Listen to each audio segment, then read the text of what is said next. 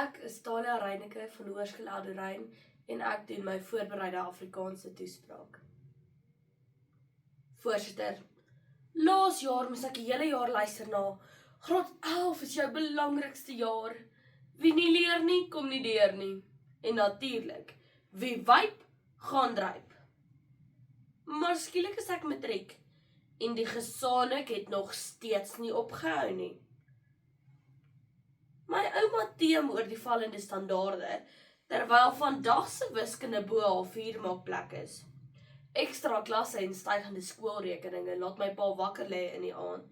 En dan meng die regering ook nog in, met die Bella-wetgewing, wat ek nog steeds nie mooi weet of ek vir of teen dit is nie. In kort, hierdie polemiek in matriek maak my siek. En ek wonder of al die sinnelose debatte ooit tot 'n punt gaan kom.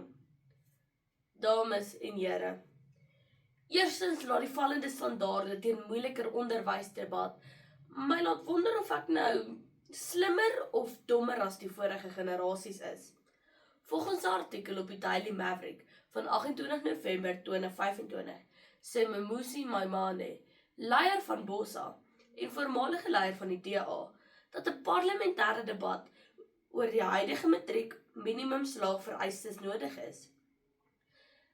In dieselfde artikel verdedig Siviwe Garube, die minister van basiese onderwys, die stelsel en sê dat die 30% algehele slaagsyfer vir matriekleerders heeltemal verkeerd verstaan word. 30% in geletters is nou nie iets waarop ek sou trots wees nie. Maar hoekom is gewone wiskunde vol abstrakte konsepte? Wie wil weet waarom x gelyk is aan 2y plus b? Letters hoort nie in 'n syfervak nie. Terloops, hoe kan 6-7 die woord van die jaar wees as dit uit 2 syfers uit bestaan? Vir my ma het integrale Fibonacci getalle en lineêre logaritmes eers op universiteitsvlak geklik. En tog is dit alreeds in ons matriek syllabus. En dis die eerste polemiek. Is ek nou slimmer of dommer as die vorige generasies? Verder, verstaan ek glad nie hoe gratis onderwys in jou pa se beursie so groot baai kan veroorsaak nie. Artikel 29 van die Grondwet waarborg die reg tot basiese onderwys. Die polemiek kom juis in wanneer die kwaliteit van onderwys en die korrelasie tussen koste en prestasie gemaak word. Volgens artikel in die Business Tech, 13 Januarie 2026, geskryf deur Malcolm Libera, senior besigheids- en ekonomiese joernalis, getiteld 2025 matriek uitslae. Top presterende privaat skole in Suid-Afrika was die IEB, Independent Examination Board, se algehele slaagsyfer 98.31%, terwyl die NSC, die nasionale senior sertifikaat, se algehele slaagsyfer slegs 87.3% was. As ek na Rodin School for Girls se 2025 matriek uitslae met 'n 4.21 onderskeiding per kandidaat vergelyk met ons skool se 1.7 onderskeiding per kandidaat, kan ek nie help om jaloers te wees nie. Maar tog kon ons skool steeds die nommer 1 alfa-leerder in die land oplewer. Wat my laat wonder oor polemiek 2. Is my pa se beursie 'n faktor in my suksesstorie? Laastens, wonder ek of inmengende regerings meer goed of meer sleg inhou. Die wysigingswetsontwerp op basiese onderwyswette, Bella, het 'n fokuspunt van debat reg oor Suid-Afrika geword. Ek lees op die Afrikaans.com se webtuiste 'n artikel getiteld 'n doring in die vlees of 'n noodsaaklikheid, soos gepubliseer op 20 Januarie 2025. Skrywer Annelie van Jaarsveld verwys in 'n artikel na verskillende artikels soos gepubliseer op Netwerk 24 se webtuiste gedurende 2024, wat wys dat daar beslis nie 'n konsensus is of Bella goed, sleg of net lelik is nie.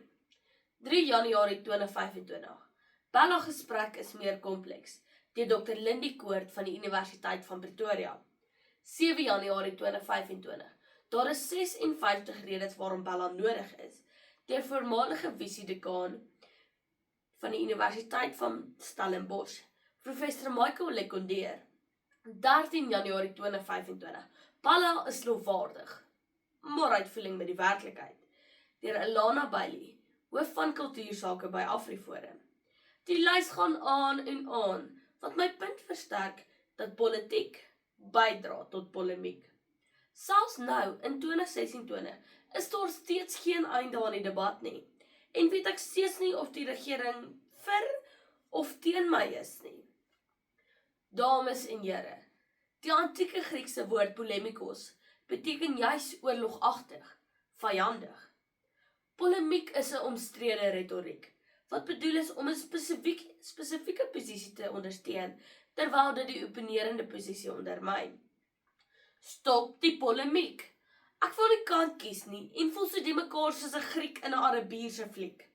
Matriek is moeilik genoeg, sonder die argumente en kontroversiële onderwerpe wat my aandag aflei. Sinnelose polemiek oor standaarde, koste en regering-inmenging maak my bekommerd, verward en onseker. In kort, die matriekpolemiek maak my siek. Tyd om die polemiek te breek en my toe te laat om te fokus op matriekdinge wat regtig saak maak. Dinge soos my studies, sonder die kwelpunt of standaarde hoër of laer is.